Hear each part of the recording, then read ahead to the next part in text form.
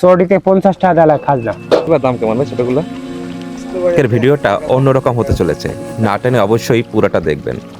হেই, কেমন আছেন সবাই? আজকে আপনাদের অসাধারণ একটা জায়গায় নিয়ে যাব।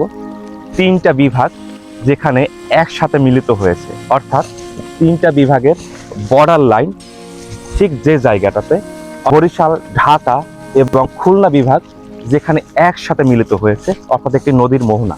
চলুন আমার সাথে। গুগল ম্যাপটা অ্যাড করে দিয়েছি যাতে করে সহজেই আপনারা জায়গাটা ফাইন্ড আউট করতে পারেন। এটা হচ্ছে টুঙ্গিপাড়ার বাঁশবাড়িয়া নামক একটা জায়গা, কালীগঙ্গা নদীর মোহনা। এই কালীগঙ্গা নদীর প্রশস্ততা এবং গভীরতা কোনো এক সময় অনেক বড় ছিল। সময়ের সাথে সাথে নদীটা আজকে বিলীনের পথে। ব্রিটিশ আমলে এই নদী থেকে স্টিমার চলাচল করত। আমি এখন যেখানে দাঁড়িয়ে আছি, অর্থাৎ আমার পিছন সাইডটা হচ্ছে গোপালগঞ্জ জেলা, ঢাকা বিভাগ। যদি একটু ঘুরে আসি, আমার ওপারে হচ্ছে পিরোজপুর জেলা, বরিশাল বিভাগ। আবার যদি এদিকে ঘুরি, একদম নদীর ওপারে হচ্ছে বাগেরহাট জেলা, অর্থাৎ খুলনা বিভাগ। সমুদ্র, নদী, খাল, এই নিয়েই বরিশাল। নদী, পুকুর আর বিলের মাছের জন্য অঞ্চলটা বেশ বিখ্যাত। আমার পিছন সাইডে সুন্দর একটা ঝুপড়ির মতো ঘর দেখতে পাচ্ছেন। চেষ্টা করতেছি ওখানে যাওয়ার জন্য, দেখি কি আছে ওখানে।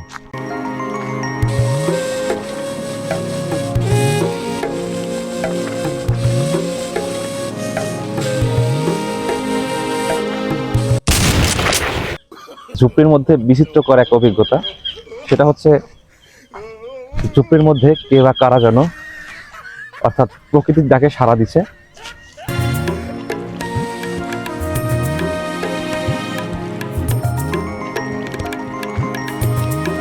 এটা হচ্ছে কচুরিপানার ফুল। আমরা আসলে পিরোজপুরের মানুষ এটাকে বলি টগর ফুল। দেখতে যেমন সুন্দর, তেমনি যখন প্রচুর পরিমাণে ফোটে ফুলগুলো, পুরো একদম নদী বলেন বা খাল বলেন, যেখানে প্রচুর পরিমাণে কচুরিপানা থাকে, জায়গাটা একদম পুরো সুন্দর হয়ে যায়। আর এই ফুলটার নাম হচ্ছে পেন্টোডোরিয়া, অর্থাৎ এটা ইংলিশ নাম।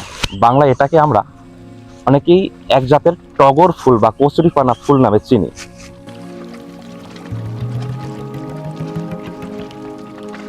এই ফুলটার নাম হচ্ছে সিস্টাস সেলভিফেলিয়াস, ইংলিশ নেম। এটা এশিয়া এবং অস্ট্রেলিয়ার কিছু কিছু জায়গাতে পাওয়া যায়, তবে সব থেকে বেশি পাওয়া যায় আমাদের বাংলাদেশে। এটা এক প্রকারের ঘাস ফুল। আপনি গ্রামগঞ্জের আনাচে কানাচে এখনো এই ফুলটি দেখতে পাবেন। এই ফুলগুলো হচ্ছে ঢোলকমলি ফুল। গ্রামে এখনো প্রচুর পরিমাণে দেখা যায়, তবে শহরাঞ্চলে মানুষ হয়তো এটাকে অনেকেই চিনবে না।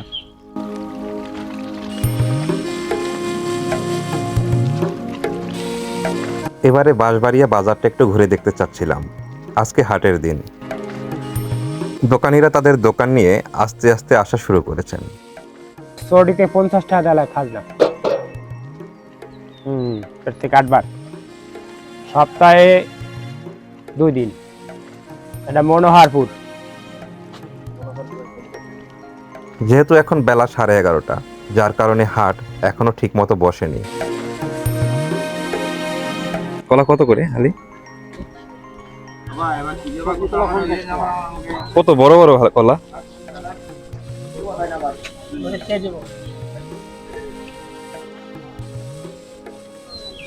অরিজিনাল দেশি তো না, মনে হয় হাইব্রিড, তাই না? এই জায়গাটা আছে।